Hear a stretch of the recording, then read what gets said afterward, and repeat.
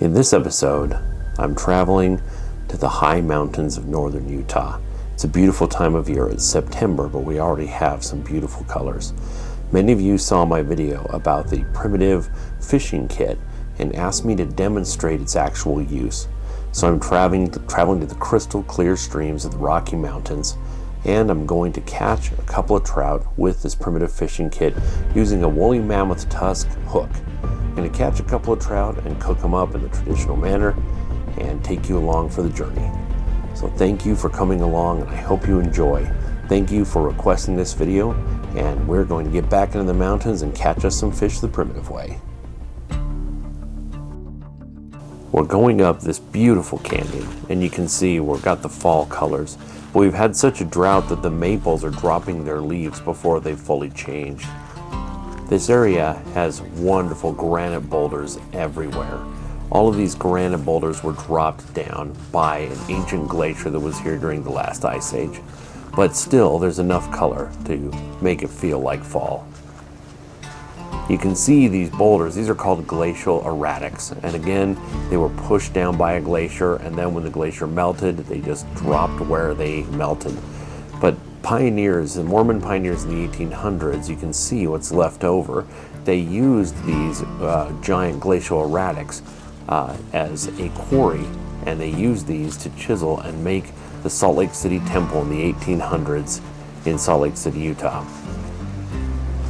These boulders are fun, and this particular one always has people climbing on it. While I was fishing, even had somebody show up and start climbing on it. Good bouldering. There's edible berries right by this site, and if I'm here earlier in the season, I love to eat these. There's also wild rose. This is another edible plant that's very useful also for making arrow shafts. And right down here is where I am going to be doing some fishing.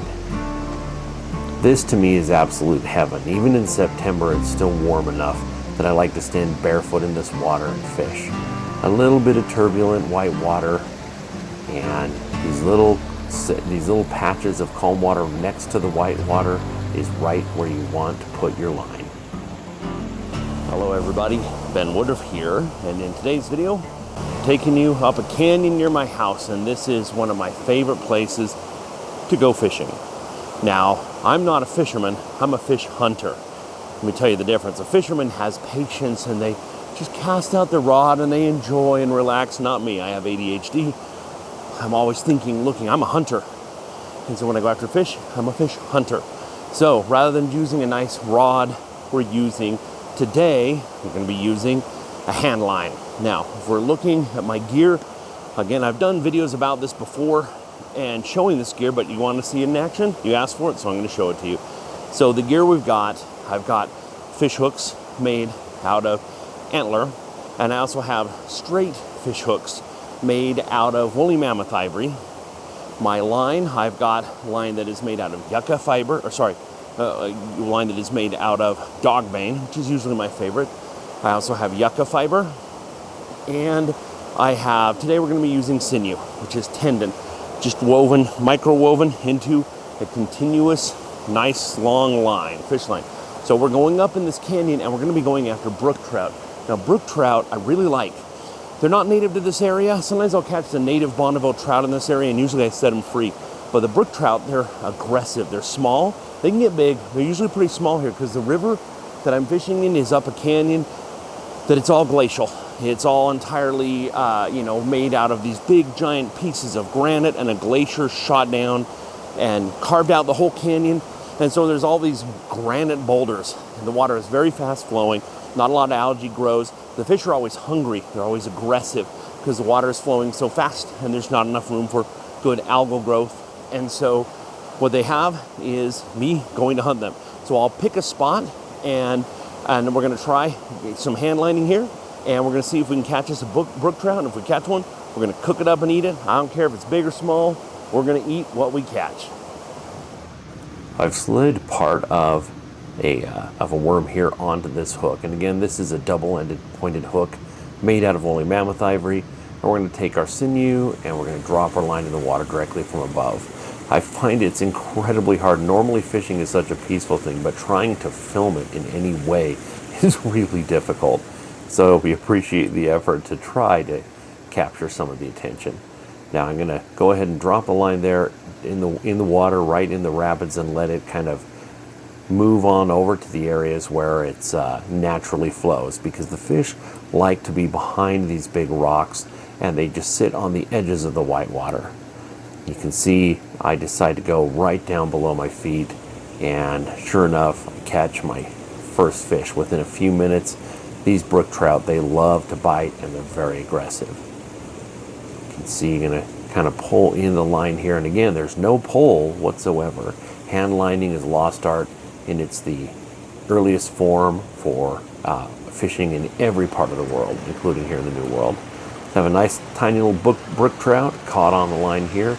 Now, because I'm not using a hook-shaped hook, but a hook that is pointed at both ends, I let him fight for a little bit to make sure he's really caught, because it's a little harder to catch with a hook this shape. But things seem to be going good, and he seems to be well and truly caught. So I reel him in and get ready to cook him up.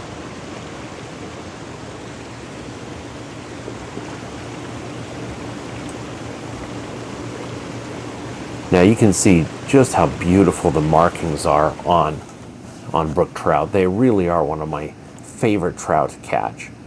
Now I'm going to take outer bark of a river birch. Everything in this area is all damp. I'm used to building fires with juniper bark out in my deserts, and this is the best wood in the area. So this is where I always go to cook my fish. In this area there's a bunch of nice glacial erratics here. And I'm going to do something different though. I'm going to cook on a rock. Normally I roast fish over the fire, but I'm going to heat up a rock, build a fire, and then I'm going to cook them on top of that rock itself. So we're going to do nothing fancy. Normally I'm very particular about how I build my fires, but in this case we're not making a fire, we are heating up a rock. And so I'm putting a broader surface area to make this fire. And again, the point is to get it going and to heat up the rock enough that the rock will do the cooking. So while this fire starts, I figure I'm close enough to the water, I might as well try to catch another fish. Might as well have a little bit better of a meal. So within a few minutes, I catch my second trout. It's a little bigger than the first one. Beautiful markings. And now with two trout, I clean them and go back to tending my fire, build it up a little more. And soon I have a nice roaring fire that's heating up the rock underneath. Now I scrape the actual fire from the side and make sure that the rock itself is hot enough. And again, this is a very ancient way of cooking. I do this with a lot of things, but I haven't done this with fish before. I've always wanted to try it with fish. So I'm going to put the fish now directly on the superheated rock. And they'll start to cook and sizzle, and you can smell them. Normally I bring salt. I forgot to bring salt, but these are going to end up tasting just great, just as they are. It's cooking directly on the rock. Now there's no worry about disease because the heat is hot enough. Right down here by the river, we're cooking up this trout, and got a plate, just a nice piece of driftwood here. Just going to eat off of this. It's pretty smoky.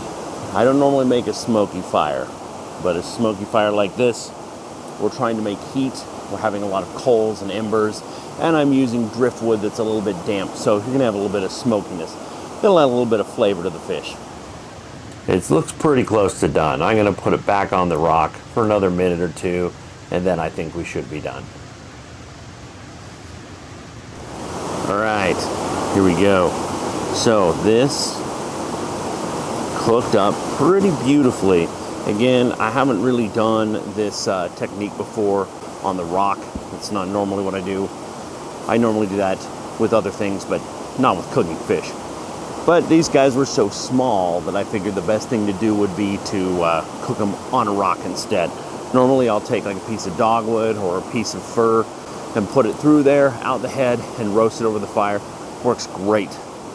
But if you can see this meat, it separates out from the rib bones pretty easily on its own. So take a look at this. Beautiful golden tan piece. And It's amazing. This is so good. There's no salt.